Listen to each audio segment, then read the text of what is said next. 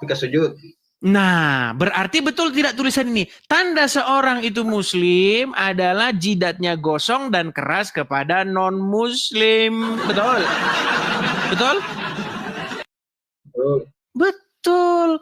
Mana ada tanda seorang muslim itu rahmatan lil alamin, mengasihi orang yang berbeda keyakinan, lembut kepada sesama manusia.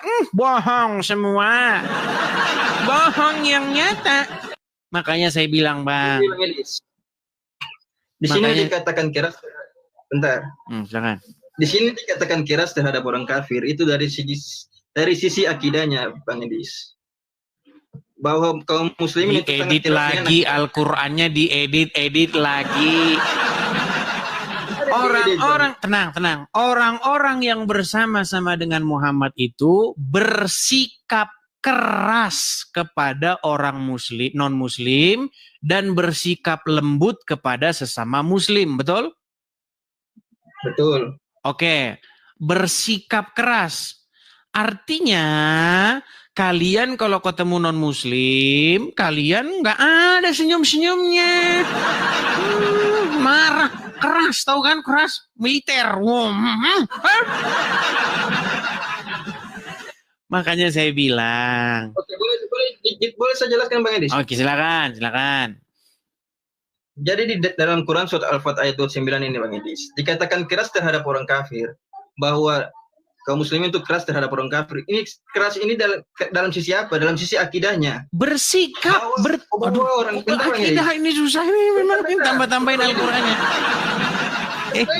Kenapa kamu menambah-nambahi isi Al-Qur'an? Coba dibaca lagi. Orang-orang yang bersama-sama dengan Muhammad itu bersikap keras, sikapnya. Iya, sikapnya keras.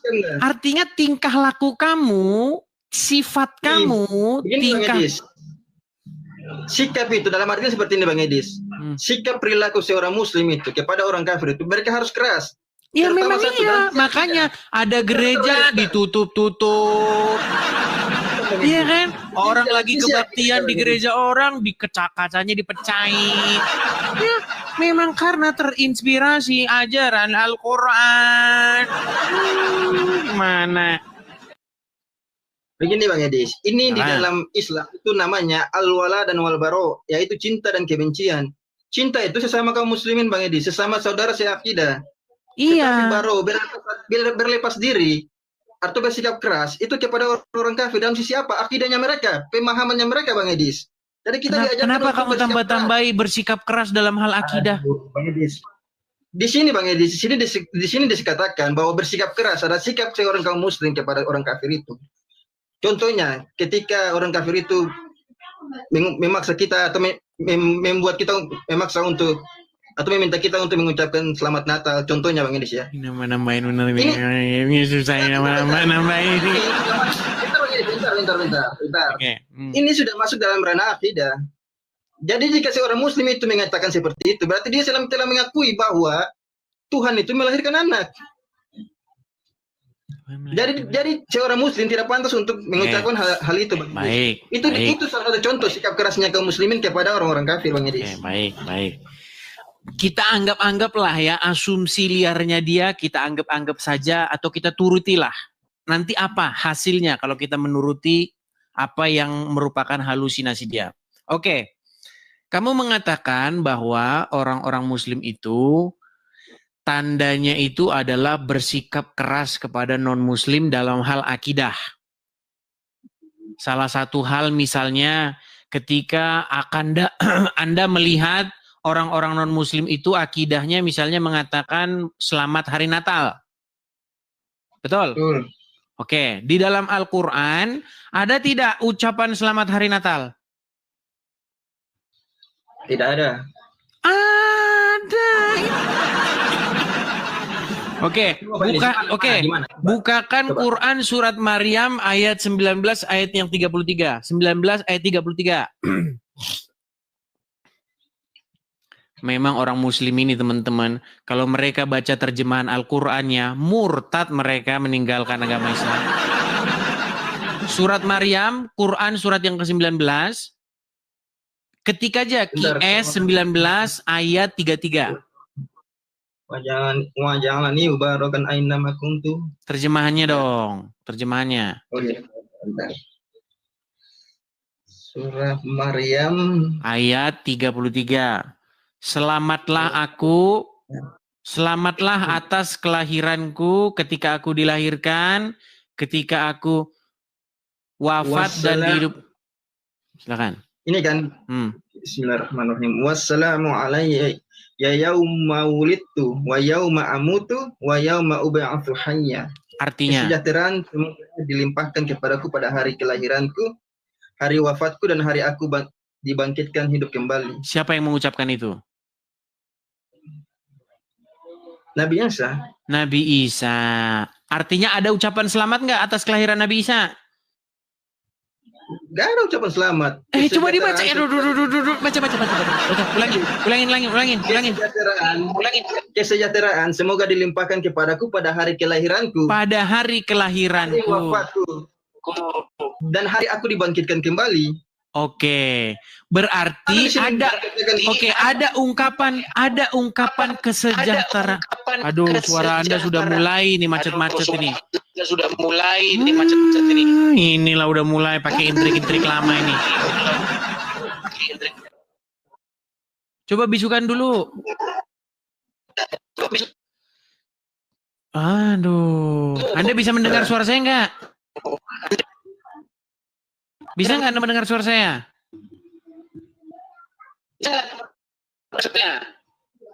Udah mulai intrik lama. Gimana Ahmad? Baiklah, perbaiki dulu sinyal. Nanti saya balik lagi udah. Alasan saja. Nanti saya balik lagi. Sekarang gimana? Oke, udah parah. Ya parah sinyalnya, itu dulu di bawah sana. Gini ya, kalau ada muslim, tanda-tanda seorang itu muslim bukan melakukan hal itu. Tanda-tanda seorang muslim itu bukan dia jadi orang baik, menolong sesama, bukan itu. Tanda-tanda seorang itu muslim adalah jidatnya gosong dan sifatnya itu keras kepada non-muslim.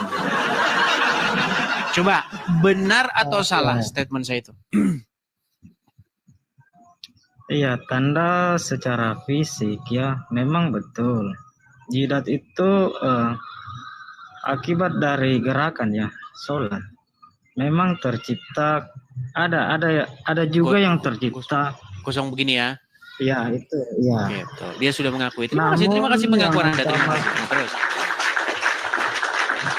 Namun yang utama dari itu adalah tidak menjadi syarat bahwasanya dia itu benar-benar seorang muslim yang sejati.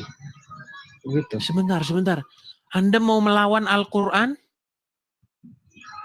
Begini Bang, sebab yang utama adalah keikhlasan. Iya. Oke, coba dalilnya. Nampaknya Anda sudah kaum yang sudah tidak lagi percaya kepada Al-Quran ini. Coba silakan. Iya, dalilnya? Muslim yang utama adalah muslim yang... Bukan Bang, biar saya buka ayatnya. Dasar Anda berbicara itu, kalau dasar saya berbicara ini, itu surat Al-Fat ayat 29. Tanda-tanda orang yang ciri-ciri orang yang bersama-sama dengan Muhammad itu, mereka itu keras kepada non-muslim. Dan di muka mereka ada tanda-tanda bekas sujud. Nah itu, lihat itu, kelihatan kan? Itu dalilnya surat Al-Fat 29. Bunyinya Coba gimana? Dalil Anda mengatakan yang barusan Anda katakan mana? Dalil bahwa seorang itu tanda-tandanya muslim sejati, dia ikhlas, dia berbaik. Mana? Coba. Di dalam hadis tercatat seorang muslim atau Islam yang sejati. Hadis apa? Adalah seorang yang... Iya, hadisnya apa Bang? Biar saya bukakan. Apa ya? Lupa saya. Ngarang bebas lagi. Iya. Bang, kalau Muslim ngarang yang bebas begini sempurna gimana kita mau diskusi, Bang? adalah orang yang terlepas dari lisan dan perbuatannya. Itu adalah ciri-ciri Muslim atau Islam yang utama. Itu. Iya, dalilnya di mana, Bang? Lupa. Oke, baiklah Bang, saya turunkan dulu ya Bang ya. Kalau lupa-lupa begini saya turunkan. Mohon maaf ya Bang ya. Saya turunkan dulu. Teman-teman, tolong ya, kalau naik persiapkan begitu. Supaya kalian itu tidak malah membuat tawar hati orang-orang muslim di sini yang sudah ragu-ragu dengan agama Islam. Banyak loh orang-orang yang sudah meragukan ajaran Islam, ajaran Muhammad, ajaran Quran. Mereka itu menanti-nantikan jawaban ini. Mana ya Ustadz-Ustadz tidak ada jawabannya. Sholawat. Wah, ternyata seorang Ustadz. Nah, oke, Bang. Saya mau nanya dulu nih, Bang. Bang. Bagaimana Anda bisa percaya bahwa bidadari-bidadari bergelantungan di janggut Anda itu? Udah dapat salah. Karena perkataan Nabi. Oh, karena Muhammad yang ngomong, berarti Anda percaya? Iya. Iya, memang luar karena biasa. Karena Nabi Muhammad rahmatan lil alamin. Rahmatan lil alamin. Baik. Suri tauladan bagi umat Islam. Oke, artinya apapun yang dikatakan Muhammad, walaupun nggak masuk akal, walaupun gimana pun, terima aja sebagai kebenaran gitu ya. Harus diterima dengan hati, bukan dengan pikiran. Baik. Karena begini, betul atau tidak bahwa hadiah dari Allah kepada orang bertakwa adalah kebun anggur dan gadis montok? Ya betul. Baik. Coba Bang, Anda bersaksi dulu Bang. Saya bersaksi. Bersaksi apa? Ya bersaksi bahwa Allah menjanjikan kami kebun anggur dan gadis-gadis montok, payudaranya besar. Coba aku bersaksi. Ini Bang, tadi saya dengar teman Anda mengatakan sudah murtad. Terus Anda bilang belum. Siapa yang ngomong sudah murtad, siapa yang ngomong belum? Coba. Saya yang belum. Yang teman Anda? Itu ini teman saya. Kalau ini saya Ramli. Saya Bang, punya Bang HP. Ramli, Anda Muslim Bang? Saya murtadin. Belum. Saya murtadin tahun 2018.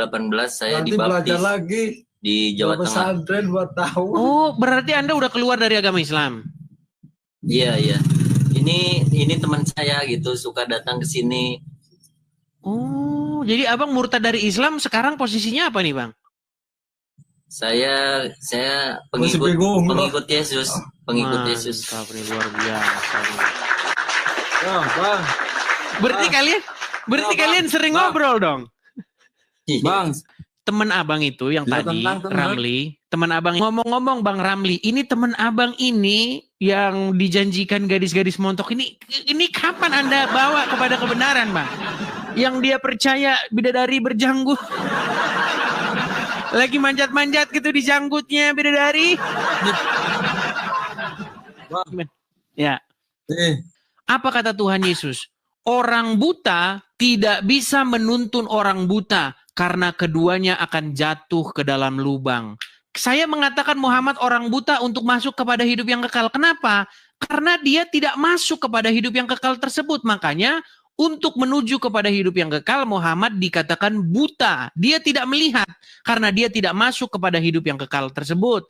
Sementara Yesus jelas di dalam Injil dikatakan dia masuk kepada hidup yang kekal. Nah, yang sekarang menjadi pemikiran kita begini, Bang.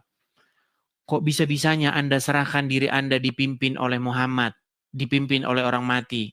Itulah Anda sekarang percaya yang aneh-aneh. Di janggut ada bidadari bergelantungan. Kalau punya duit pergi ke Arab, Anda nanti mencium-ciumi batu. Di sana banyak dijual kencing unta, Anda minum kolok kencing unta. Makanya saya bilang, siapa? Kata siapa?